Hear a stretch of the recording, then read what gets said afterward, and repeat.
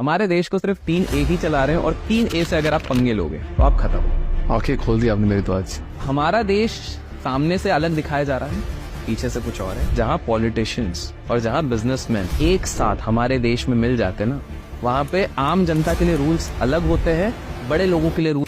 अब एक शादी भी बहुत खतरनाक और उसमें 2 करोड़ की घड़ी भी गिफ्ट की गई। 2 करोड़ की घड़ी नॉर्मल गेस्ट को मिली है, ए ग्रेडर्स को।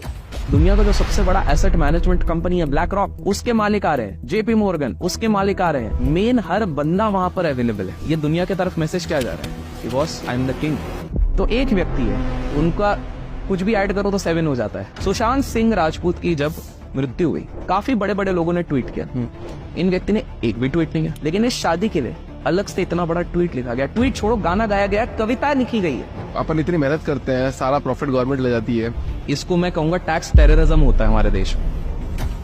आपको क्या लग रहा है सबसे ज्यादा मीडिया और सोशल मीडिया को ओन कौन कर रहा है? जिनके बेटे की शादी हुई वो बहुत बड़े बड़े मीडिया हाउसेस को ओन करते हैं। इन लोगों ने ऐप्स ऐसे बनाए कि हम चिपके रहे। इन लोगों ने चीजें ऐसे बनाई हम एडिक्ट हो जाएं, हमको पता भी नहीं हम लोग एडिक्ट हो गए हैं। आज सबसे ज्यादा लोग 2 चीजों से एडिक्ट है। पहला, जो हम सबसे बड़े उद्योगपति की बात कर रहे हैं, उनके राइट हैंड को उन्होंने 1600 करोड़ का घर गिफ्ट किया था। लोग ये सोच रहे हैं खर्चा करते रहे, भाई खर्चा उनके नेटवर्क का 1% भी खर्चा नहीं हुआ। जिस बंदे को आप ऑथेंटिक भी समझते हो ना, वो पैसे के सामने झुकता है। इसका लाइव प्रूफ देता है। देश के ऊपर बहुत कर्जा है। गांधी जी का फोटो नोट से हटा दो, मेरे पिताजी का फोटो लगा दो, सारा कर्जा मैं माफ कर दूं।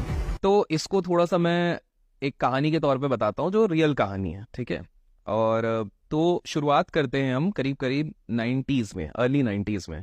जिनकी शादी के बारे में बात कर रहे हैं, उनके पिताजी के पिताजी की बात करते हैं हम, ठीक है। तो उस समय पे क्या हुआ था, 80s, लेट 80s और 90s, लेट 80s आप समझ लीजिए। उस समय पे एक बहुत बड़ी रेड चली थी इनके ऑफिसेस पे, और बहुत खतरनाक वाली रेड थी। और किसी तरह से ऐसा माना जा रहा था कि कुछ भी करके अब ये इतने बड़े उद्योगपति बन गए कि इनको अब रोकना पड़ेगा, क्योंकि अगर इनको नहीं रोका गया तो ये पूरी दुनिया को कंट्रोल करेंगे, देश को तो पूरी तरीके से कंट्रोल करेंगे। और कभी भी राजनीति में कोशिश ये रहती है कि सारा पावर हमारे हाथ में रहे, कोई नहीं कर सके। और इतिहास गवाह है। अब देखिए 91-92 में हर्षद मेहता के हाथ पे गवर्नमेंट का काफी कंट्रोल आ रहा था, क्योंकि वो बहुत मेजॉरिटी स्टेक उठा रहे थे ऐसी ऐसी कंपनीज में जो कि अर्थव्यवस्था पे कंट्रीब्यूशन करने वाले थे। सीमेंट की कंपनीज हो गई, रियल एस्टेट की कंपनीज हो गई, एट द एंड वो डेवलपमेंट में हेल्प करने वाली थी। तो उनको रोका गया किसी तरीके से। सेम 2000 में भी हुआ, सेम 2008 में भी हुआ। तो इनको कैसे रोका नहीं जा सकता।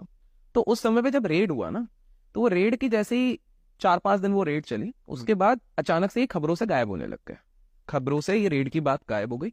क्या उसका आउटपुट हुआ वो कुछ भी नहीं है। और जब भी किसी से पूछा गया, किसी अधिकारी से, तो ये कहा गया कि भाई कुछ भी नहीं निकला, ठीक है। अब इंटरेस्टिंगली उसके 6 साल बाद जो मेन अधिकारी